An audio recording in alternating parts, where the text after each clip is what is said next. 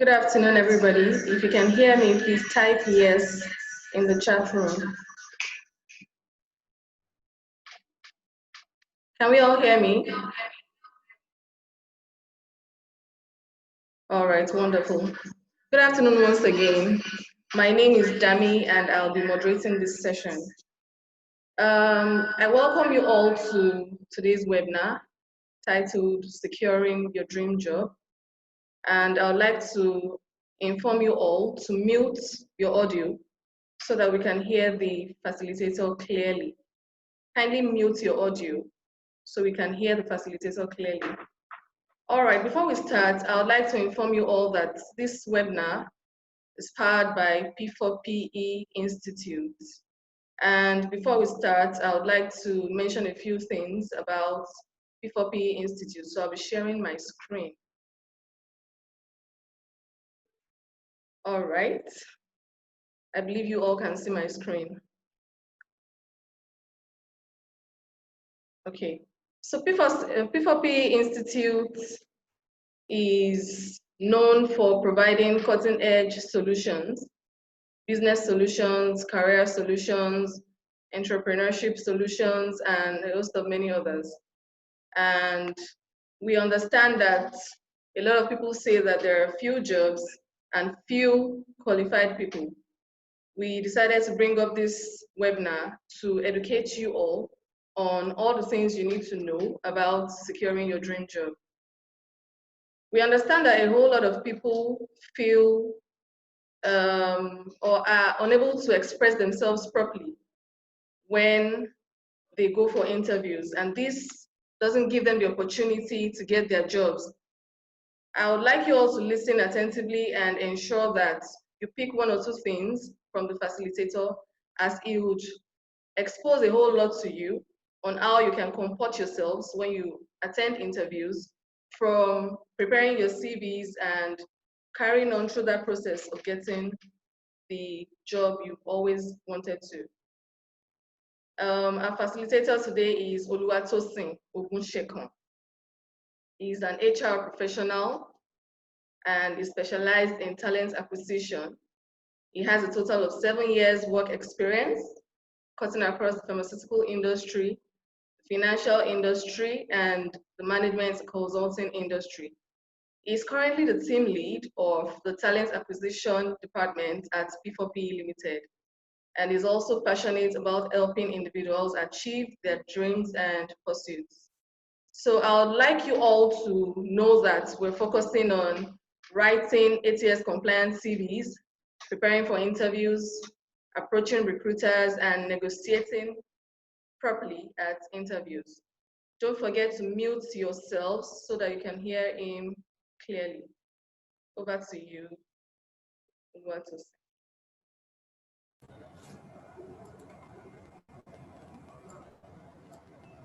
Okay, thank you, Larry. I don't know if you should mention again. Can everyone hear me, please? Good afternoon, everyone. If you can hear me, you can just signify in the chat room and let me know you're with me and you can hear me. Okay, I think somebody's saying I'm breaking. Abayomi Tutu, is that me or the host? Can everyone hear me? Okay. She says I'm breaking. Thank you for that feedback, Abayomi. How about now? Is that everywhere? Is it general? Can other people hear me? I'm also breaking.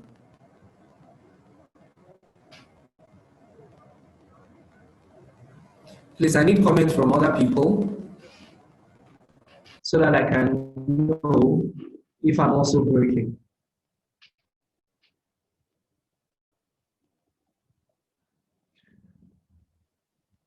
The audio isn't clear. Okay. Okay, so I think the team is working on it and you should be able to hear me clearly shortly for those who can't hear me. But I think a couple of people can also hear me clearly. All right, once again, thanks for the introduction. And today we'll be talking about securing your dream job. Okay, so pardon me a second while I share my screen. Thereafter, we can kick off.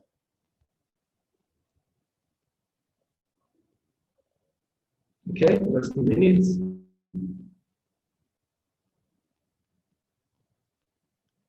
All right, I want to believe we can all see my screen right now.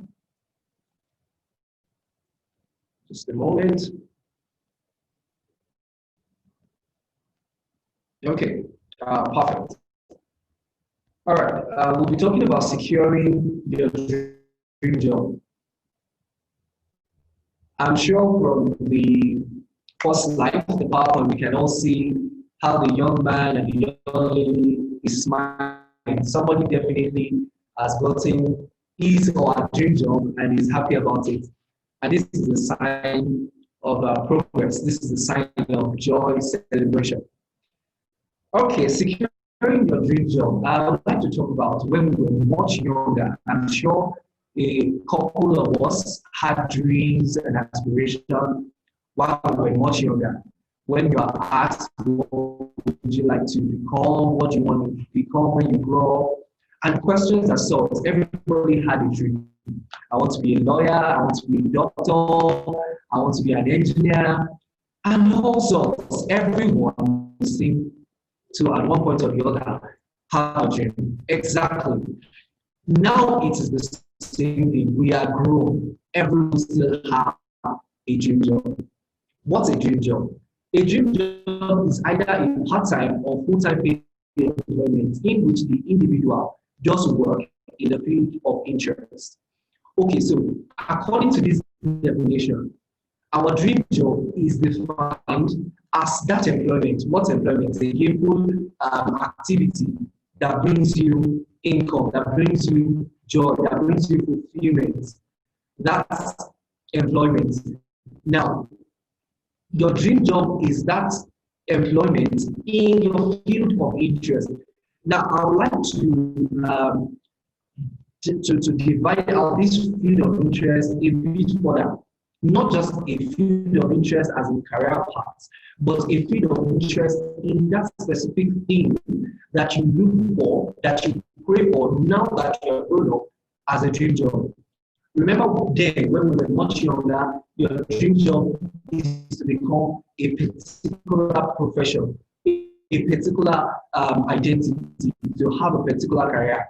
But now, what you pray for as a dream job is something that gives you fulfillment, just as we can see this young man here, who is happy and feels satisfied or fulfilled with what he's doing. So that is his own dream job. Now, he has a dream job. You have a dream job.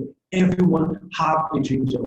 So our focus is securing that dream job. So the first question as we commence this talk is, what is your dream job? First, you need to define that. First, you need to ask yourself that. First, you need to clarify that.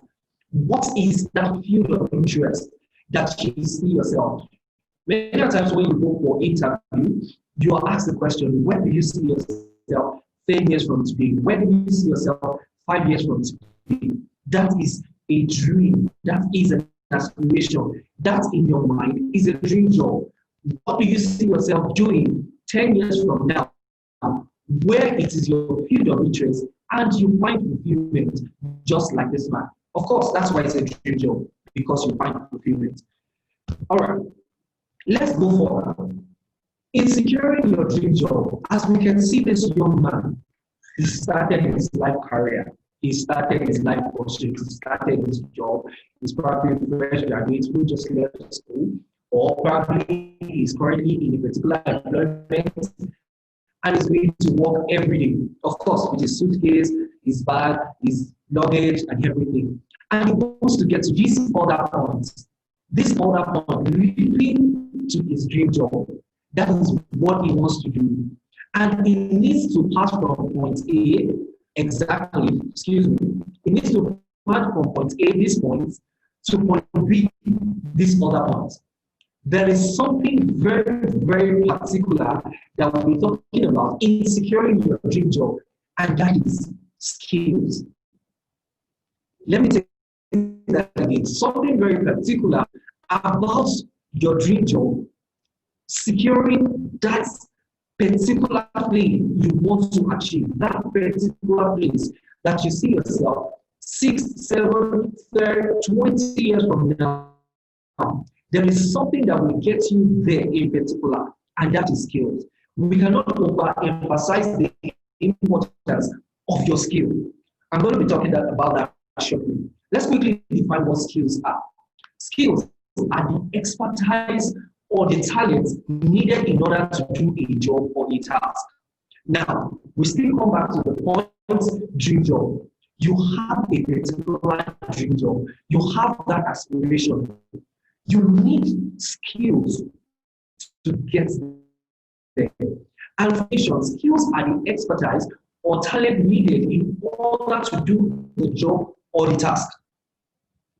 That's why when sometimes you go for an interview, the first or one of the major or most primary questions you will ask, what skills do you have? What are your skills? What are your competencies? I'll talk about competencies shortly, but then you will ask, what are your skills? What are your competencies? Now, from this definition, it tells us that this is the expertise or the talent needed to do the job. So that's your dream job, either as an architect, either as an HR professional, either as an IT expert, either as a CFA accountant, whatever your dream job is, you need expertise. You need a certain type of talent. I don't want to go to the level of talent yet. You need a certain type of expertise or talent to get the job done, to get to that result. And that is something you cannot shy away from. You cannot do away from. When we also were speaking earlier, she mentioned the fact that there is so much complaint out there that there are no jobs. I can tell you categorically that another set of people will tell you that there are jobs, but there are no competent candidates. There are no competent applicants, simply because there are vacant jobs. I can tell you very well, in this corona period, a lot of people lost their jobs. Yes. In this corona period, a lot of people also got new jobs. They got employed at various organizations in various industries. This same situation, this same pandemic period, that some people are complaining that there are no jobs. What is the differentiating factor? These skills that we're talking about here. It is very, very important. It's very, very important. That expertise is quite needed. Now, competency defines the ability to do something successfully or efficiently. Therefore, I'm linking the word skills and competency together now. Okay, so you know that you need certain expertise, certain talents to do the job. Of course, it's a dream job, and that's a dream job is not it's not a position to play. It's not a position to just attain. It's a job, it's a task you want to be doing. That is why it's your dream job. A task you want to undertake that you find fulfillment in. For you to be undertaking that, you need certain expertise or talent.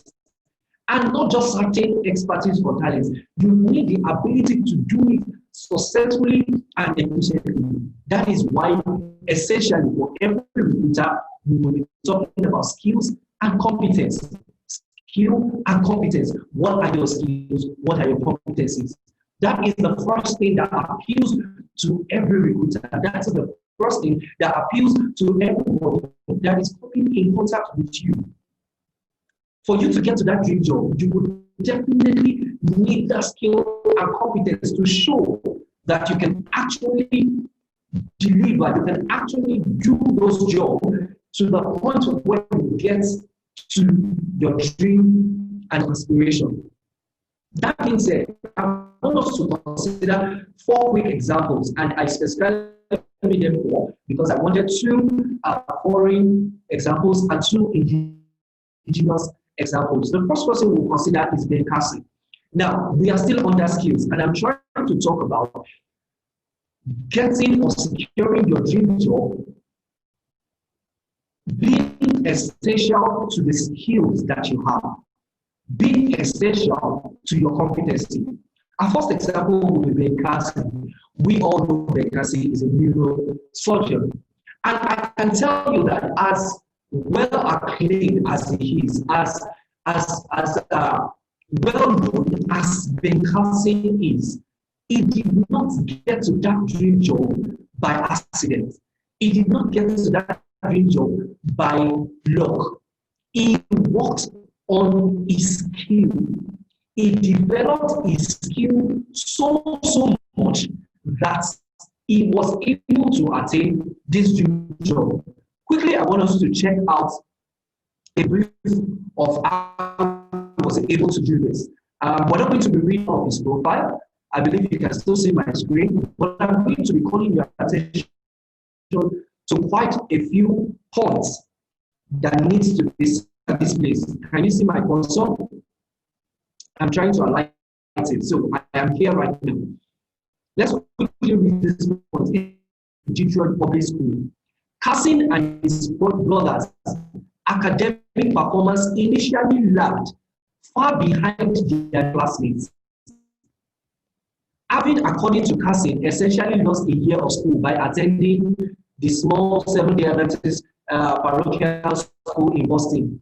But both improved while their mother limited their time watching television and required them to read and write book reports on 2 library books per week.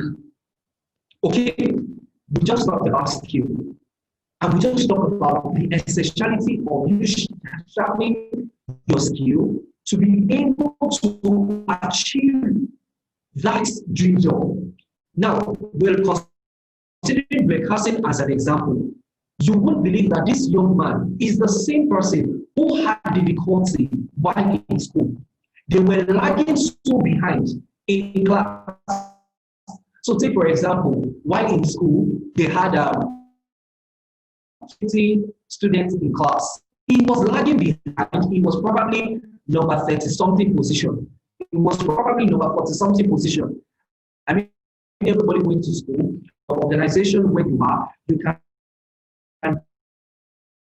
grade yourself that, okay, amongst the competent people in my department, say, for example, we are all accountants, okay? We work in an accounting organization, either audit or which tax or whichever one, you work as an accountant. And amongst your peers, amongst your colleagues, you can classify yourself that obviously my skills and competence is below average. Just like this young man, Ben Carson, was lagging amongst his classmates. But they had to their skill. And instead, they started upping their skill by reading and writing a report on 2 books per week. That was not easy. That was not all for Ben Carson, because on all that he went through, but I just want to help you see that these people were not, this is not a motivational speaking. This is not a game of luck. This was people upping, sharpening their skill to the point that they secured their dream job.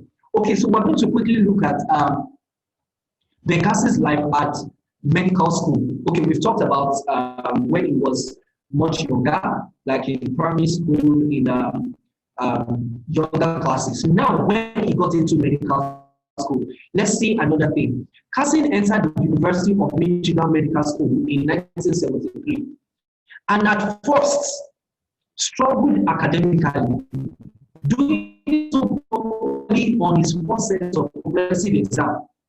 He did so badly that his faculty advisor recommended he drop out of medical school. or take reduced academic load. Now, let's take a pause. Who is trying to achieve his dream? Okay, if you read his profile, you will see that much younger, I think as at the age of 9, he had already concluded in his mind that he wanted to be a medical practitioner. He wanted to be one of the best. But this is, despite his dream job, he was having issues.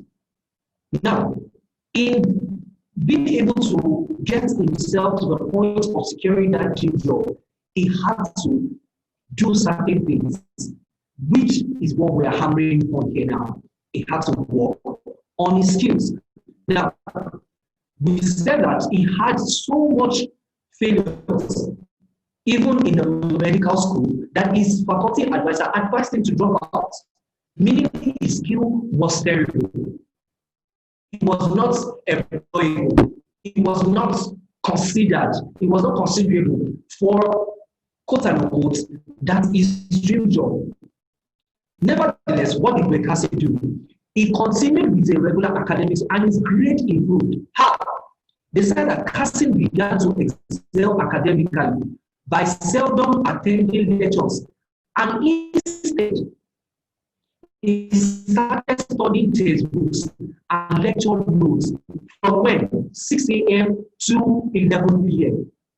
So when he wakes up, 6 a.m. in the morning, Kassim picks up his medical books and he reads all through the day till 11 p.m.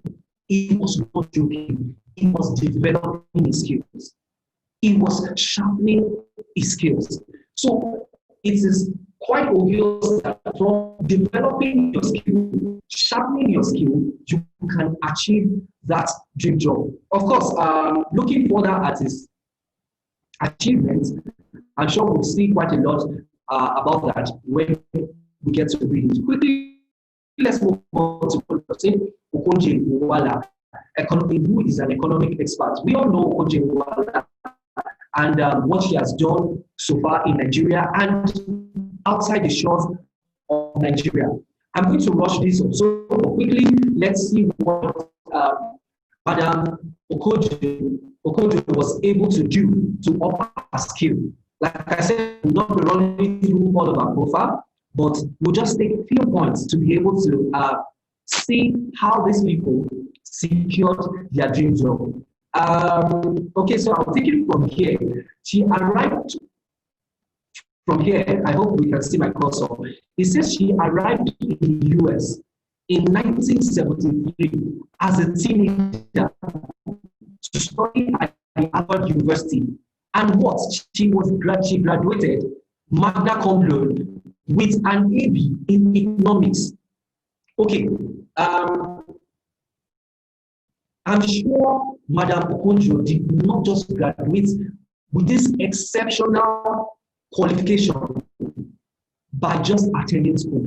She gave much time into developing herself in the field of economics. Now, looking further, she made her PhD in regional economics and development from MIT. I'm sure a couple of us have heard of MIT. It's such a great institute that once you attend such institute, it's believed that you are the best of the best. She developed her skill up to that point.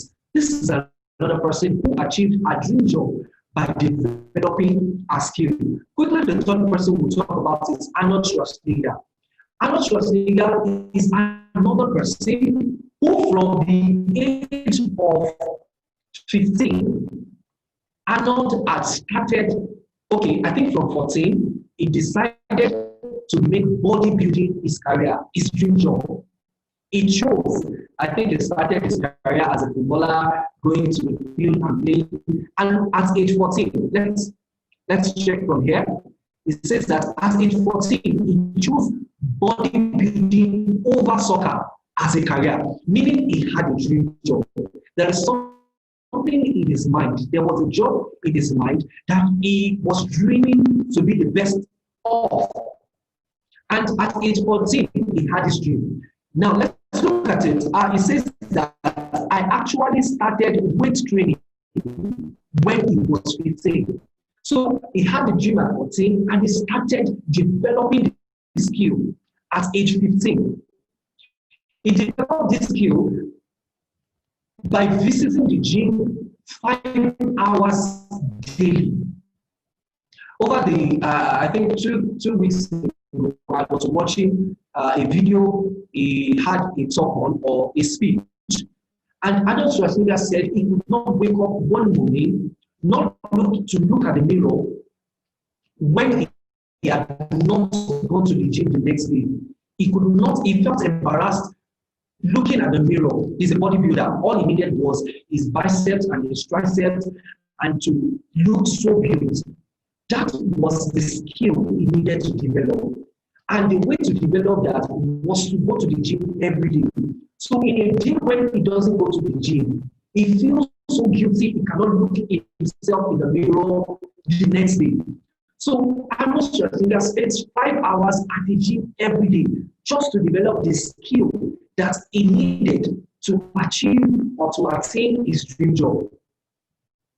If we read through his profile, we'll clearly see that by upping that skill, doing that 5 hours daily at the age of 20, Arnold Schwarzenegger became Mr. Universe, the youngest Mr. Universe ever.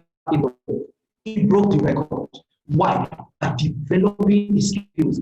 That's why I said earlier on that we cannot lay much emphasis, enough emphasis on developing your skills. Finally, I'm going to be talking about Adeyomi Okunlawo, who is a movie actor, a Nigerian movie actor. This young man, I happened to attend one of his seminars and trainings, and I was privileged to learn how he developed his own skill. He was coming from a background in chemistry, I think chemical engineering in the University of Lagos, and he wanted to go into movie acting. Of course, he met people in the same job, he met people on the same field, but he needed to beat those people. He needed to be exceptional. He needed to achieve that dream of being one of the leading actors in Nigeria. And he needed to do that. So he needed to up his skill. What were the strategies he employed? One of the trainings he gave in that seminar when I attended an acting class was that he had to ensure, because one of the skills needed as an actor was to be able to memorize lines. He said he would sleep with his scripts, wake up with his scripts, digest the script so much that he could take up any role in the scripts because he had all the lines of the scripts memorized in his head.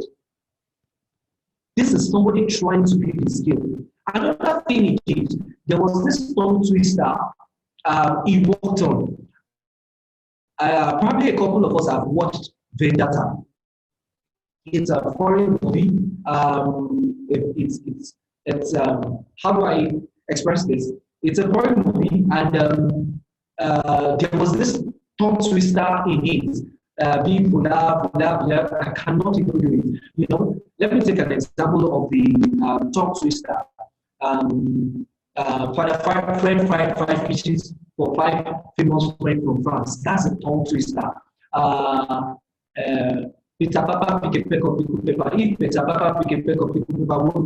You know, tongue twisters as such. He had to sit down and redo Vendetta's tongue twister. It was a long script. But he did this over. If we go to his YouTube, anytime anyone visits his YouTube page, you can watch him do it. By that, he built his competence, he built his skill. Not that. Another thing he did, as an actor, you need to be able to manage your emotions or express any emotion. And that was one of the important skills in acting. In order to do this, he did a monologue, a short video monologue, where in the same monologue, in the same video script, he portrayed the joyful moments, it portrayed sad moments, it portrayed hot moments, awful moments, it portrayed an anger moment. He had to build himself. So many people would think that skill was easy. I mean, I tried developing them when I attended class. I tried running such a monologue myself. It was very difficult to be able to develop such a skill to vary between emotions as an actor. That is the top skill he needed. And of course, he was able to achieve it in a very short while. He came to the globe and in the limelight in the Nigerian movie industry. This is how these 4 examples were able to achieve their dream job. This is how these 4 people were able to secure that particular dream job that they crave for. So it is essential for us to know that we cannot achieve so much in achieving this dream job or securing this dream job without developing our skill. So it is very essential that you consider your dream job, consider the skills that are required to achieve or get yourself to that dream job, and start putting things in place, doing everything necessary to develop your skills in that particular area. Okay, so talking about skills, I would like to quickly divide these skills into 2 major parts. We have what we call the soft skills and the core skills. What are soft skills? Soft skills are qualities that can be classified as personal traits or habits. They are related to one's personality. That is soft skill. So when you begin to talk about things that relate to personality, they are not technical skills as such.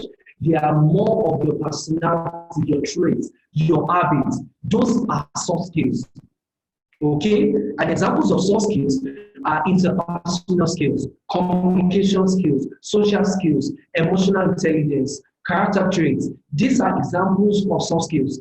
So when you consider your dream job, when you consider the skills that you require, there are 2 categories of skills you essentially should be looking at or looking for: the soft skill and the core skills.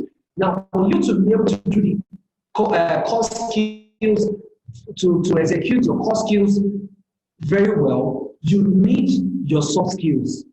For you, I repeat that, for you to be able to execute your core skills very well, you need some soft skills. And therefore, you need to know and take a pen, take a book, write it down. What are the core skills, the technical skills that I need, and what are the soft skills that I need that will help me, carry out, execute my core skills perfectly. And those are the things you need to start working on. For your core skills, we said core skills, they are technical skills, and they refer to skills that are relating to your task or the job. So take, for example, you're an architect. What are the skills that you need? You need to be able to use your set square, your T-square. You need to be able to use Acrobat. What are these softwares? You know them as an architect. Are you an accountant? You know that there are certain tools that you use. You use Sage, you use Petri, you use QuickBook. Are you a developer? You know that you use Dreamweaver. You use quite a couple of those technical skills that you need as an accountant. As an accountant. As an HR person, you need ATS, you need to know payroll administration, you need to know your HR system and be able to use it. You need to understand performance management. You need to understand all those things. So if these are your technical skills, take a book, take a pen, write them down, your technical skills, your soft skills, those things that will help you achieve your technical skills efficiently. Make a list of those things, have them well written down, and begin to develop yourself in those skills. Once you're able to do that, then the journey to securing your dream job is just started. It's very, very close already. Now, I need to emphasize at this point that for quite a number of skills, you need to be certified in them. For quite a number of skills, you need to be certified in them. How do I mean? As a recruiter, I cannot tell what skills you are competent in. Nevertheless, I have a level of assurance when I see certain certifications. Why? You'll be taught. Two, you would write examinations before you can get this certificate. So once I have a proof of this certification, definitely to a large extent, I am convinced of giving you the opportunity because I have a level of assurance that you are skilled in that particular talent or expertise that is needed to accomplish this job. Therefore, it is essential for your skills. Visit any site, ask questions, connect with people, make inquiries. What certifications can I get to develop my skills in this particular area? Of course, it's your dream job, it's your career path, it's your career plan, it's what you want to be. Okay, I want to, my dream job is to start hitting a 7-digit figure. I ask questions. How do I start hitting a 7-digit figure as a salary? How do I start? What certification do I need to hit this particular level of salary? Once I'm able to ask those questions, I begin to look and work towards upping my skill and getting certification in those areas. Once I'm able to do that, it makes it a smooth ride for me to secure my dream job. Like I said, certifications, you can begin to look at them either educationally or professionally. Of course, it's essential for some dream job that you have SSC. Say, for example, as a politician in Nigeria, if your dream job is to become the governor of Lagos State, you know that you definitely cannot veer into that without your school cert. So that is a certification on its own. Definitely also other jobs, other dreams and aspirations require certain educational level. Take, for example, bachelor degree, master degree, your MBA, your doctorate degree. That's why sometimes when you go for an interview or you see some job ads, they will specifically require that you have some of this certification. So it is essential, it is your duty in considering your dream job, what certification is needed so that you can acquire the necessary skill to be able to acquire your dream job. So once you find that out, make all attempts to achieve that certification. Also professional certification. We have ICANN, Cisco, CIPM, CFA, RCI, and a whole lot of others in architecture, in engineering, in entertainment, whatever it may be. There are ways you can get yourself certified in that particular skill. This gives you an edge. So it's not just you coming to a recruiter and saying that I have this skill, I can do this skill, I can do this task, I can carry out this task or undertake this job. With that certification, once you come with certification, it gives a level of assurance to your recruiter that you can actually undertake those tasks because you have the required skills. Also, you should know that you can access this certification via online and some in-class programs. Sometimes you may get the certification via apprenticeship or internship. All you need to do is approach an organization, approach an association, approach a network, and just communicate with them. I want to do this. This is my dream. This is my dream job. Please grant me the opportunity to do this with you, to intern with you, to apprentice with you and gain this skill. Not just gain this skill, some of them issue certification, and at the end of it, you are qualified and on your way to your dream job. That being said, let's quickly go on to the focus area for this talk. We'll be talking about ATS compliance CV. Okay, for ATS compliance CV, let me quickly say at this point that the word CV, which means curriculum vitae, and resume has been interchangeably used severally. The word CV and curriculum vitae has been used interchangeably severally. Nevertheless, they have a difference. What are the differences? Okay, so for a resume, sorry, excuse me. Okay, my screen is back on. Okay, so for a resume is what we use oftentimes. Okay, let me say this way. There are three major differences between a resume and a curriculum vitae.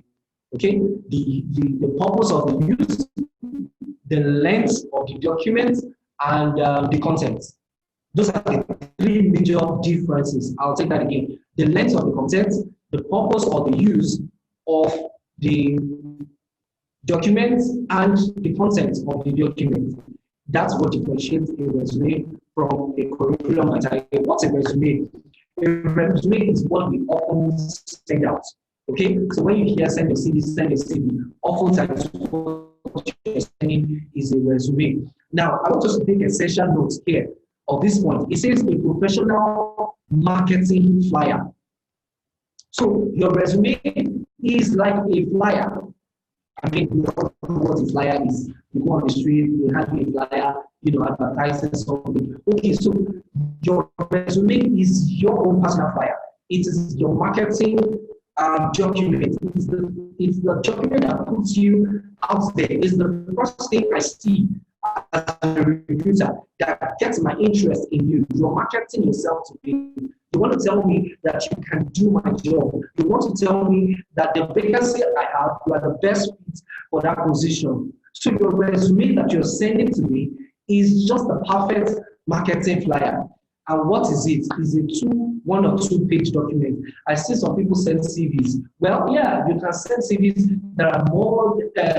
I see some people send resume. You can send resumes that are more than 2-3 pages at times. Nevertheless, it's always best if you can keep it between 2 at most 3 pages for your resume. Why? It is a brief, concise document precisely talking about your relevant work experience that you have gained, your skills and your competence. Those are the main focus of your resume. Those are the things that we want to see. That being said, let's quickly consider the contents that are expected on the resume. Name and contact information. I see a whole lot of people on their resume, they write their state of origin, they write their religion, they write their full dates of birth, they write their gender. I mean, all those information are really not necessary. What you need as a recruiter basically is your name and your contact information. Simple. Your full name, your email address, and your phone number. Well, you can go as far as putting your address also, and that is fine. That is just enough. After it, an optional short summary paragraph. Just a paragraph is optional anyway, but after that, it would be nice to see a short paragraph of you, your professional personality. Okay, I am an accountant with 5 years experience, cutting across this, that, just like the host said about the facilitator when we started. I mean, just something brief to give us an idea, who is this person? After that, the next thing I would like to see is your work experience. By the way, just in between here, sometimes I will advise to put in, just after the paragraph, put in your skills and competencies. I mean, that's something that will catch my attention. That's something I would like to see. Let me know what you can do because, of course, the job or the vacancy I have is requiring certain tasks, and I need somebody who can undertake those tasks. I need somebody who has the skills, the competencies to undertake those tasks. So I would like to see shortly after your paragraph, I'd like to see your skills and competence. Let me see as an accountant that you can use Sage, you can use QuickBook. I'm impressed when I see that. Let me see that, okay, I understand bank reconciliation, I understand taxation and auditing. Just those skills and competence. Remember, like we started, you made a list of the technical skills that are required. Okay, let me not dwell too much on that. After the skills and competence, straight to the work experience. For the work experience, go in very straight. Your job title, accountant officer 1 or accountant officer. The organization, Taxation Nigeria Limited. The period, May 2012 to 2013. Straight. Just make it brief. Then the duties and responsibilities, and also you can add the accomplishment. The duties and responsibilities carried out as an accountant within that organization, within that period of time. Just bullet it and we get to move on from there. Of course, education matters, the same format. Sorry. Of course, your education also matters, the same format. I see some people write the project title and maybe a couple other things. It's not necessary. For your education, just state the school you attended, the period you attended, and the degree, BSc Economics. Simple. If there's any other education after it, MSc, just put it that way, and that is fine. After which, let's talk about the certifications you have. Let's have a list of it. Okay, I am ICANN certified, and then you put the period in the same manner also. That's why if you look at all these things that are said on this content of resume, it shouldn't take you more than 1 page or 2 pages. That we said a resume should be. Of course, you can now include, it's also optional anyways, your interest, extracurricular activities, and then your hobbies. All right, that being said, let's quickly touch on curriculum vitae. Many people don't require this, but of course, some people do. Now, for your CV, curriculum vitae, this is more robust than your resume. This one essentially is used by academics, scientists, scientific environment, and research position. Because that is when you begin to tell me, okay, the topics, the titles, the works that you have done, and we want to tell it, break it down in full detail. That is for your curriculum vitae. I don't want to spend so much time on that. Like I said, it's just a more robust. That's why you can now tell all the stories on that you would have told on your resume in your curriculum vitae. It's almost the same thing if we look at the content of the curriculum vitae. The same thing, name, contact information, education, degrees elsewhere, plus a summary of academic background, a much more detailed account, including your areas of focus and academic achievements. That's what you do in CV, of course, teaching and research experience, and then you talk about your publications, your presentations, awards, honors, affiliations, and all that. So that is strictly for your CV. Now let's talk about an applicant tracking system compliant CV. Now that we've talked about what a resume and a CV is. Now an ATS, meaning applicant tracking system, is just an electronic method, an automated method of processing recruitment, starting from your job application. Well, some ATS allow for you to post job also, not all of them, but then from the point of application down to the point of selection, there are certain stages and phases involved in that recruitment process. Talent acquisitions officers or recruiters will understand this. Nevertheless, an ATS is the automated process.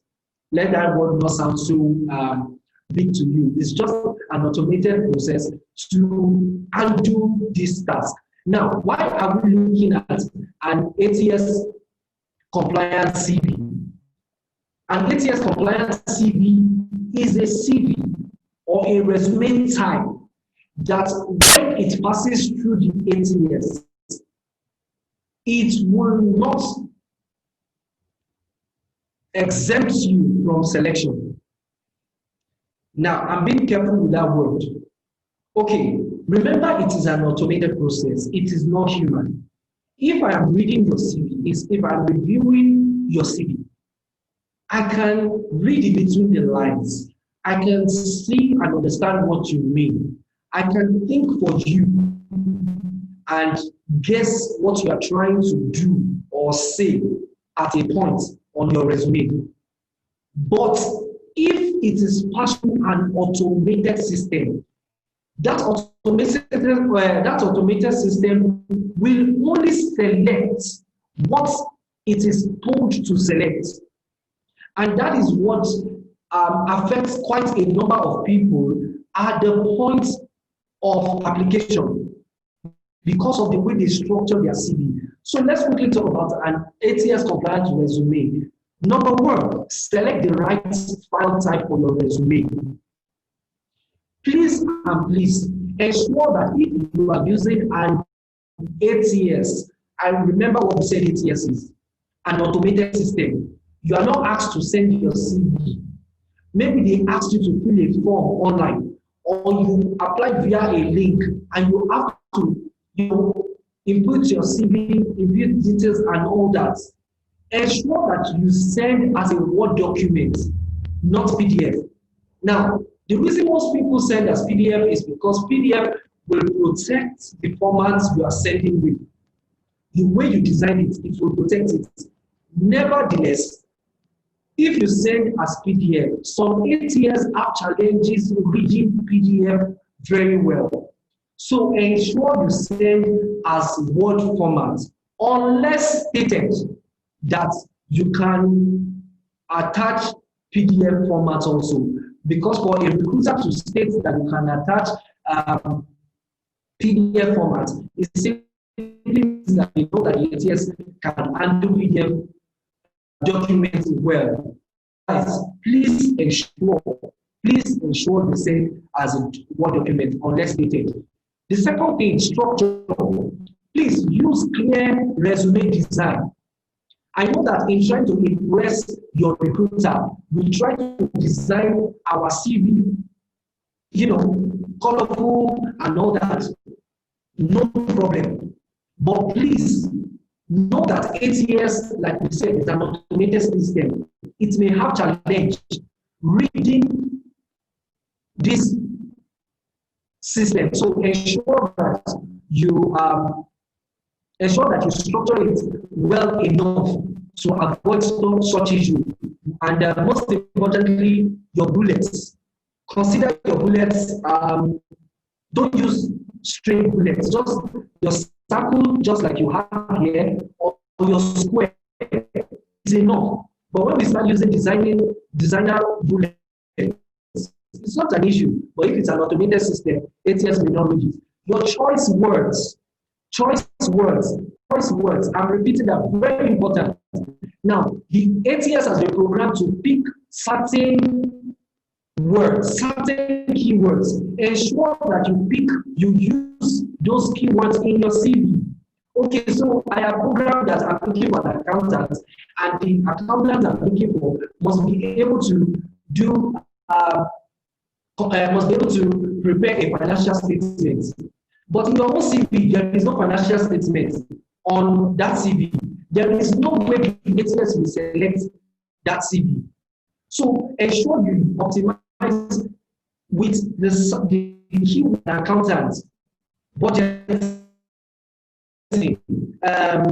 financial statement, reconciliation, all those keywords. Ensure you and avoid abbreviations and acronyms. Why? Because when we are instructing the ATS, most times we instruct it with specific words. Headers and footers, Please try not to use headers and footers. Why? Because ATS oftentimes do not read headers.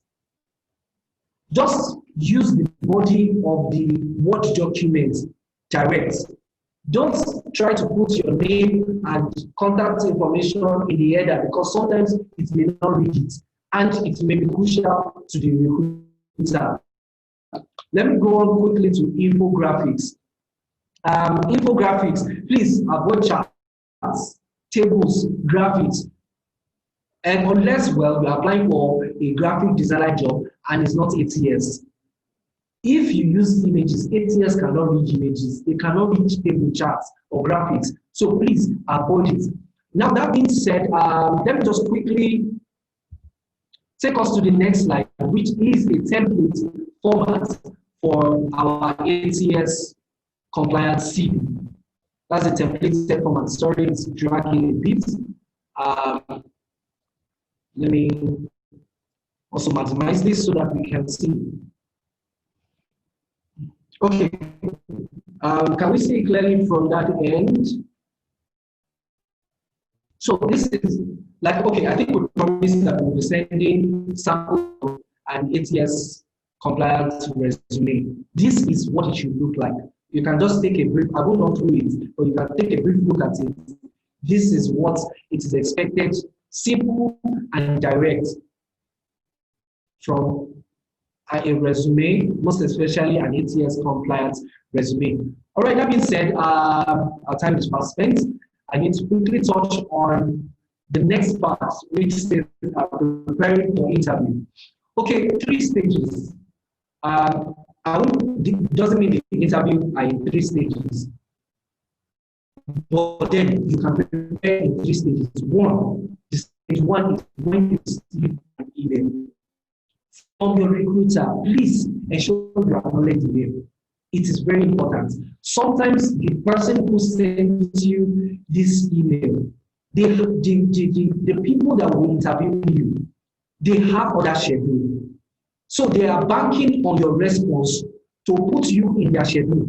If you don't respond, and on the interview day, you now call in that you are supposed to have an interview. Sorry, as a recruiter, I have moved on with someone else, or I have moved on with other schedule. Why? Simply because you did not acknowledge or affirm that you will be available. So please, it is essential. As soon as you receive the email, no matter how busy you are, it's a simple good day. Thanks for the invite. This is to acknowledge the receipt of your email available. Kind regards. You send. It's simple, direct, and then we can schedule you and know that you are available for the interview. Remember, there are a lot of people vying for this same job vacancy, and it is your response that counts you in. Excuse me. All right, secondly, as soon as you receive the invite, please go back and review the job adverts, but particularly the job description. Now, a job advert is supposed to include the job description. When I mean job description, 2 things most importantly: the skills and competencies for that person that will be taking the job, and the duties and responsibilities the person will undertake. Please, as soon as you receive invite, I understand we are all applying various places, today customer service, next tomorrow front desk officer, next week accountant, and they now invite you for one particular position out of it.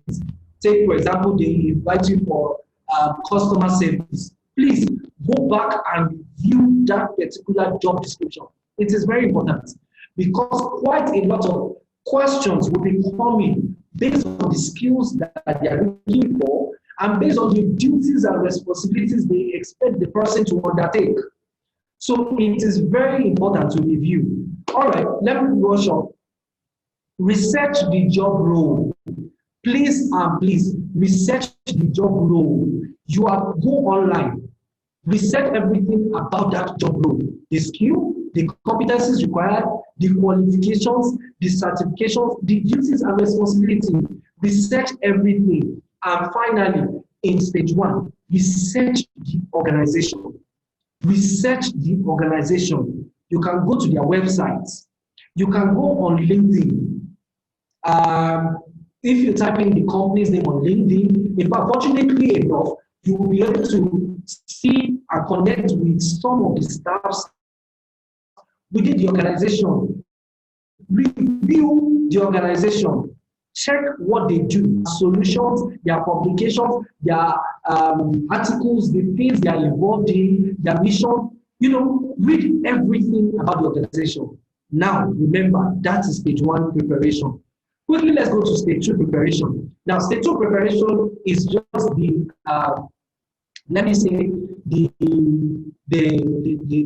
test aspects. You need to prepare for aptitude tests. Now, quite a lot of interview process will require that you write an aptitude test, either numerical, verbal, logical tests, anyone. So prepare yourself. Take up materials, GMAT, go online, aptitude test preparation.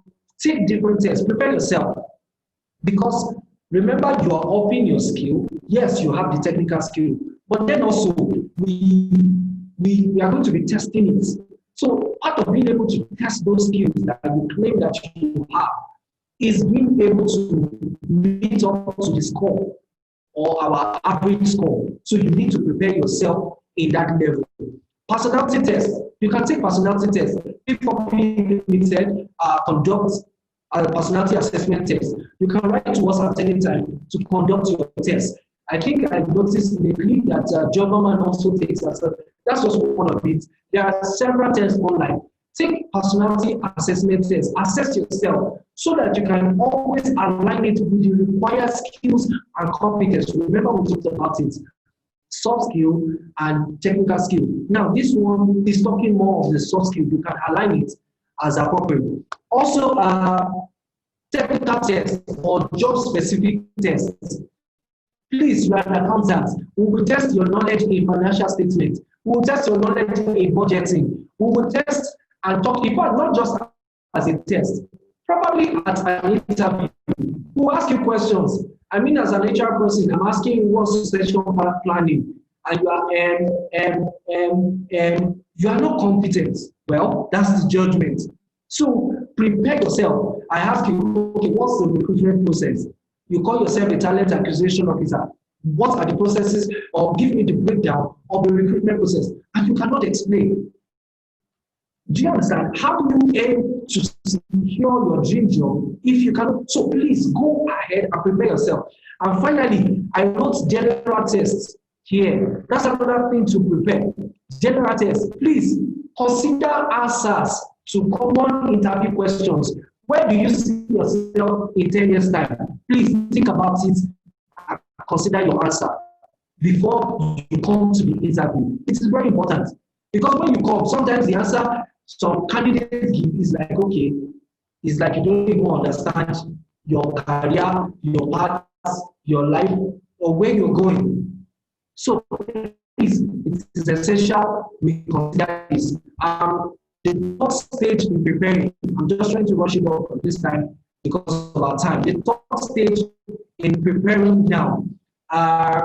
Okay, so after you've prepared, the first stage, like we mentioned, the second one, we have access to this slide at the end of this, so we can review and get to work on these things. The third stage, if you are going for an in-person interview, that you are meeting with them at their office one-on-one, please gather your original and copy of documents. We have seen cases where candidates come to the organization for interview. They come with only original, and they are asking the company to help them make photocopies. It is not acceptable. It is not welcoming.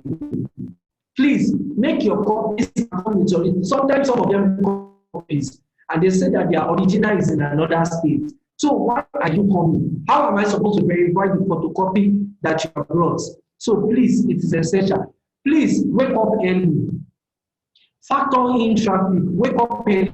I know you are coming from Igondo. I know you are coming from Igegu. Those places are far. I know you are coming from Ekpe to Ikeja. It is far, we know. But please, factor it in and come early. It is not an excuse to come late. If you know where you are being invited to for an interview is far, please factor it in. If probably you are at your place of work and you just seek permission, take whatever you need to do, get to it speaks well of you when you get to the interview early. Please dress corporately, smart and neat. It cannot be overemphasized. I mean, if okay, let me just say it this way.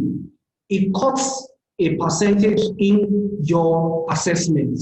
So when we're interviewing you, it's part of the criteria that we consider how dressed you are, how smart you look, how neat, and so please factor it in. Whatever clothes you want to wear, please make sure it is smart, neat, and corporate. I don't want to start saying don't wear oversized clothes, don't wear undersized clothes where it's looking like body hug, you know, depending on the interview you're going for, anyways. But then just corporately smart and neat, and please wear a smile. Wear a smile. I know you're stressed. The traffic was much, but when you come to me and you're looking down, I feel like you're not even excited to come for this interview. And already I have a bias, and it may affect. Remember, we are human. Human. It's not supposed to affect, but it may affect my own countenance. It may affect my judgment. I may feel you are a sadist, and then who wants to work with a sadist? So please wear a smile, look joyful, look happy, and finally get your confidence. For virtual interview, please confirm your data balance before you log in. It's not when we are talking, I'm sorry, my data got exhausted. We may not plan to talk for long. Yes, I understand. But please also confirm your data balance. Please, also, it's not when a recruiter calls you that you will start looking for where there is network where you are. Look for the best network before the interview time. Call a friend, call a family member, call somebody. Let them test run with you. Know the best position for network. So that when we are talking, it will not be that time that recruiter will be having issues with you that, okay, wait, let me look for network. Then it is not appropriate. Please prepare your interview environment, the background, the lights. Consider these things. Test run your sound, your video, and screen. Do all these checks before you move on. Okay. So I think let me quickly talk on approaching recruiters. I won't take so much time on this because we're running out of time already. Approaching recruiters. Okay, another way to secure your job is by networking. Associates, you have different platforms to network. You see a job from P4P Limited. You can check their email address and send them a direct message. You are networking. You can go online via LinkedIn. I mean, there are a lot of recruiters, there are a lot of organizations. Network with them. Nevertheless, while you are networking, please make sure that your message that you are sending to them is concise, precise, and respectful. As a recruiter, I have seen quite a lot of other case messages from applicants that are disrespectful. I mean, I don't know you. You're just trying to connect, and the first thing here, how are you today? And you're waiting for me to respond. I don't know you. I may not respond. Just make it straight. I have a template right beside. I hope you can all see it. And when we get the slides, we can consider it.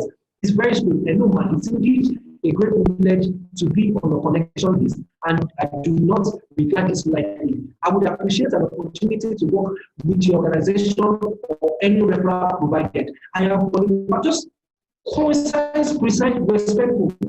And if I have any vacancy or if I think of anything, I can always remember you are considering.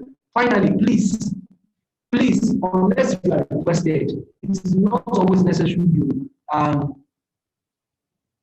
attach your CV. Let the recruiter request for your CV first. Sometimes you are blocking their social space with your CV, unless requested. But please do well to send a brief of yourself in the body of your message to them when you are approaching them. Finally, I'm going to be talking on negotiating at interviews. Okay, so negotiating at interviews is just going to be so direct. Research the industry, please. Research the organization. Wait till you get the offer. I'm going to say all this at a glue, so I'm trying to read it all out. Wait till you get the offer. Negotiate with your right parties. Don't make demands. Ask questions and get it in writing. Now, there are several things you can negotiate for at interviews. While you are in the interview, you can negotiate salary, working hours, resumption dates, and all that. But before you do, please research the industry standard. What is happening in the industry standard? You cannot come to an organization like a bank and be negotiating that you want to be wearing jeans and t-shirts. Research the industry. This is what the industry does. People have been negotiating what is not obtainable. Research the organization. This particular organization, Zenith Bank, do they wear native on Friday? No, they don't. Don't come and be negotiating on Fridays. Me, I will be wearing native. Do you understand? Research what is obtainable. You may not know much about them before you enter, but once you start the interview process, network, meet one or two people, ask questions before you get to the point of negotiation. Now, usually when they ask you, what would you like to be paid or what's your salary expectation? There is an industry standard and there is an organizational standard. After you have researched, please don't go beyond industry standard. As a banker, entry level, the pay is this particular amount between 150 to 200,000. Don't go and be negotiating 300,000 because you already know what you are applying for entry level. So once you know that, you may not necessarily give them a fixed figure, a precise figure. Just give them the rate. Or better still, the first thing you can say is, I know that the organization has a standard. I would like to hear what they are offering, and then I can accept or decline. But if you are being pushed or incited to make an offer, then please make your offer based on both industry standard and organization standard. And also, please, sometimes you need to negotiate with the right parties. The person interviewing you may not be the person with the power to change the terms and conditions. That is why you need to meet up with the right parties and make the negotiation. So sometimes you may just wait when you get the offer, request to see the MD and discuss.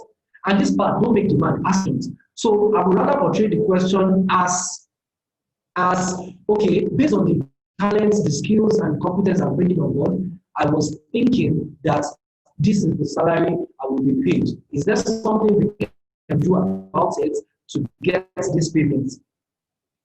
That's direct. Not making a demand, no, this is how much I want to be paid. If not, I am not. With all this in place, I believe strongly that you're just on the way to securing your dream job. And I think I can already say congratulations in advance towards achieving your dream job. I know our time is spent. I'm sorry I took a little more time. I just needed to run through everything. So congratulations in advance as you secure your dream job. Just on a side note, we have an applicant tracking system that can help you. We have a job site that can also help you. You can also visit hr1recruiter.com at any point in time. You sign up, you check up on regular updates of fresh vacancies, not outdated vacancies, and you can be sure to get one of them as soon as it comes your way. Thanks for your time once again, and thanks for having me on this show, my host. I think that's all I have for us. I think I'll run through the questions now. If peradventure we have any question, I can quickly take that. Sorry, I'm trying to go through the questions now. Do we have any question? Okay. All right, thank you very much, Oluwatosin.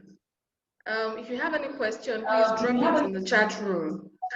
I can see a chat. Okay, thank you so much, sir. This is highly inspiring and eye-opening. All right, you would all agree with me that it was a very robust session. I believe that you all have heard all the things you've not heard before, and some of the questions you have been answered. I would like to share with you all that we'll be having a webinar next week. I'll quickly share my screen so we can see the flyer. It is our practice at P4P Limited to organize webinar sessions to help people with their soft skills, and this happens on a weekly basis. Next webinar will be coming up next week, Tuesday, on the 1st of September. And the title of the webinar is Result-Driven Strategy and Leadership Development. As you can see, these are the focus areas: connecting leadership attributes to results, employee results, organization results, leaders building leaders. If you would like to partake in this, kindly click on that link, or you call the numbers that you can see on your screen. I'd like to say thank you once again for joining this class. I believe that you all have learned one or two things that will help you. Kindly share your testimonies. You can send us a mail. Send a mail to info@p4p.co to share your testimonies on how you got your dream job when it happens. You can unmute yourselves to thank our facilitator. Kindly unmute yourselves to thank our facilitator. And as soon as you do that, you can leave. You're welcome. Welcome. Thank you. Please don't forget to share with your colleagues, your friends. Tell them how much you enjoyed this webinar, and we look forward to having you next week. Thank you, Oluwatosin. Very, very much. Thank you, Oluwatosin. Okay, if you would like to get the materials, drop your email address in the chat room. We can reach you. Kindly drop your email address in the chat room, and we'll forward the slides to you.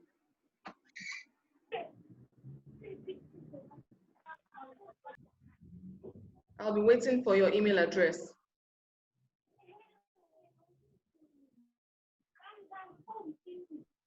All right, I can see somebody. Okay, that's good.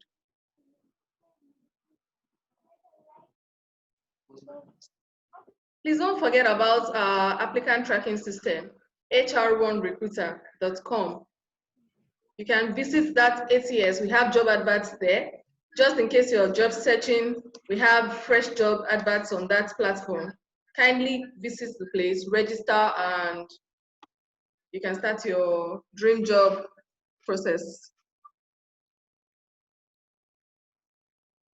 Please drop your email address and you can leave.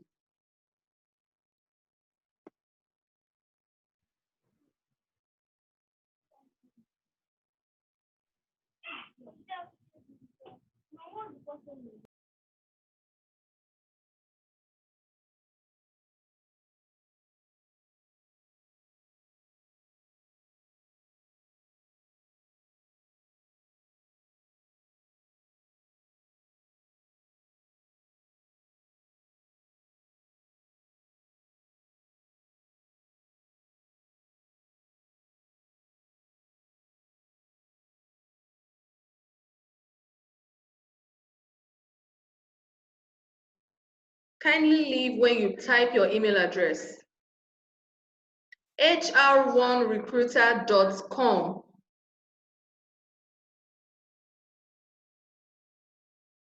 And that's for Temitope, hr1recruiter.com.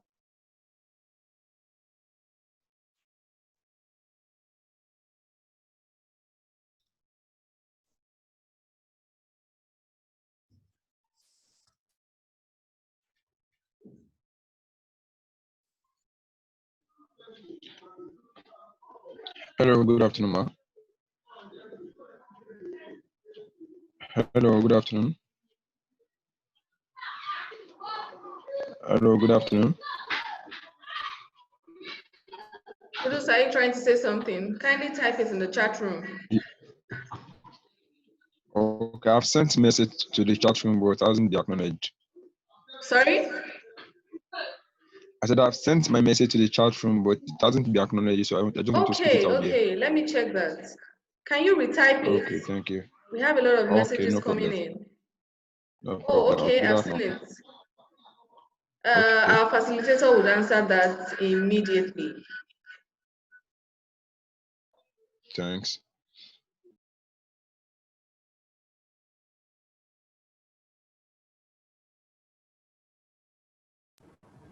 Okay, Kudus, right? Yes. How can we send unsolicited emails to companies that had never advertised any vacancy? Yes, you can. Okay, so as a recruiter, there's something we call talent pool. Okay, now a talent pool is a database of candidates. Let me use that word. Is a database of candidates.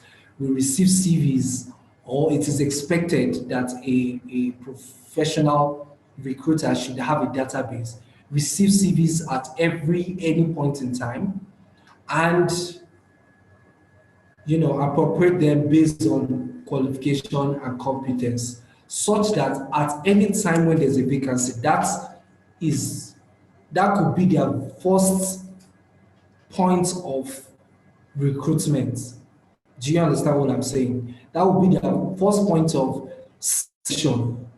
That's why you find out that some organization you probably never get to see their vacancies outside. Why? Because they have enough candidates in their pool already. So anytime they need, they just go back to that pool. They go back to that pool. So you can send unsolicited email, like I said. Once you are able to visit their sites, get their email, you engage them. That's approaching them. Once I can assure you that once you are not approaching them rudely, you are approaching professionally, you are approaching respectfully, they will acknowledge you, probably respond, tell you the appropriate email address to forward your CV to, and those ones will take in your CV, include it in the talent pool. So when they have a vacancy, they will definitely consider all the people there. And don't forget, it's not just about sending your CV. By the time you have developed your skill, and by the time you have reviewed your CV based on these things that we have said, at the end of the day, you will be shortlisted. And when you are now invited, you can now prove yourself. Do you understand? Thank you very much. I really appreciate that, sir. Thank you. You're welcome. All right. Right, I believe that everyone has sent their email address. We'll be ending this meeting soon. So if you've not done that, kindly type it as soon as possible. All right, thank you very much once again. We'll be expecting to see you all next week. Bye, everyone.